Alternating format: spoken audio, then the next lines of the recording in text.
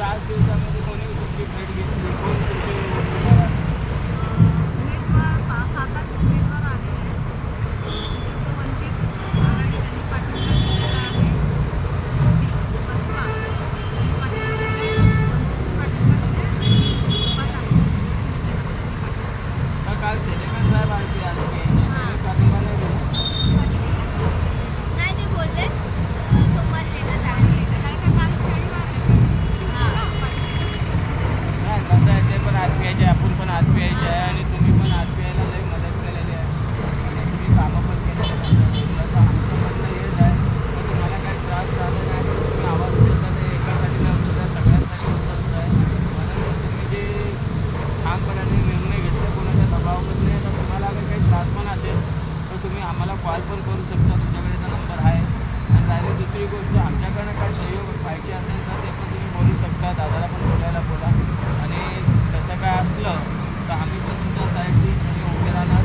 आणि बंजारा आघाडीच्या ठाणे जिल्हा अध्यक्ष असल्यामुळे मी तुम्हाला माझं समर्थन, मी आज इथनं तुम्ही व्हिडिओ या न्यूज तुम्ही काही बोलू शकता, मी तुम्हाला जाहीरपणे तुम्हाला समर्थन का करतो?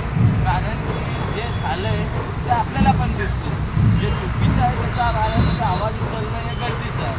आज तुम्ही बोलता वोटिंग करताना मोबाईल बाहेर ठेवा. वोटिंग करताना मोबाईल का बाहेर ठेवायचा? पहिली गोष्ट, मोबाईल हा काय बम तर नाही आहे की आम्ही वोटिंग करतो आणि बाहेर ठेवलं तर तिथं जाणार, मशीन कसे केलं तर ब्लास्ट होणार.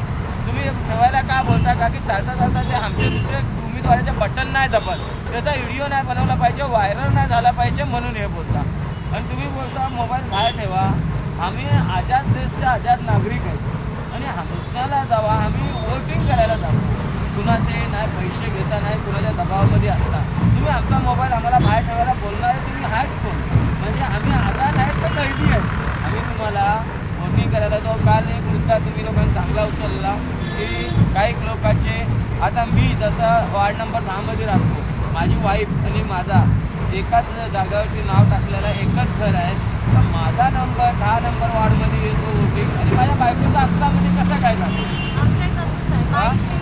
त्याच्यामध्ये ह्या लोकांनी आणखी भरपूर घोटाळे केले. स्पिलिंग घोटाळा, स्पिलिंग घोटाळा म्हणजे काय? जसं माझा गणेश चव्हाण नाव आहे तर तो चव्हाण दुसरा कुठला तरी टाकून देणार, त्याच्यात एखादी स्पिलिंग कमी जास्ती करणार, तर ते तुमचा ऑनलाईनला रेकॉर्ड दिसणार नाही. तर हे तुम्ही चांगला कदम उचलला म्हणून तुम्हाला सगळ्यांना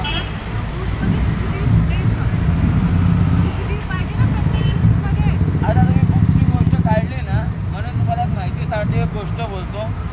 आपला क्लोजिंग किती वाजता जातं? 5:30ला. तर आपण बुकची जे ATM मशीन घेऊन जातो तिला टाईम किती लागेल? सगळ्या तर सील केलेल्या होत्या. तुम्ही जास्तीत जास्त अर्धा तासमध्ये निघलं पाहिजे.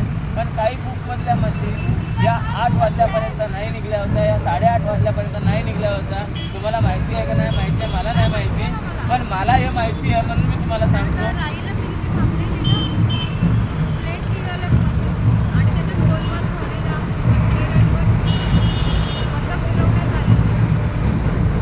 कारण की ह्या मीरा भाईंदरमध्ये वन साईडला प्रताप सरनाईक या साईडला हवा होती आणि जास्तीत जास्त जिथे आम्ही सर्वे केले तिथे जास्तीत जास्त आम्हाला हेच ऐकणं आलं की नाही बोललं तर शिंदे गट हा पुढे जाणार.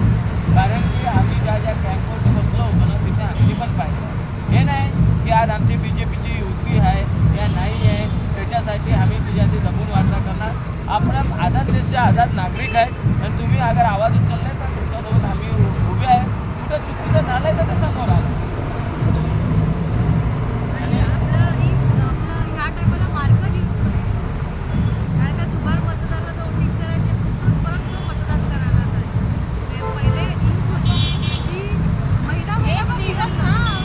इथे 3 मुद्दे चुकीचे होते माझ्या नजरेमध्ये. कारण की तुम्ही कुठल्या पार्टीच्या उमेदवाराला मध्ये ATM मशीन कशी नाही बसवलं पाहिजे होतं.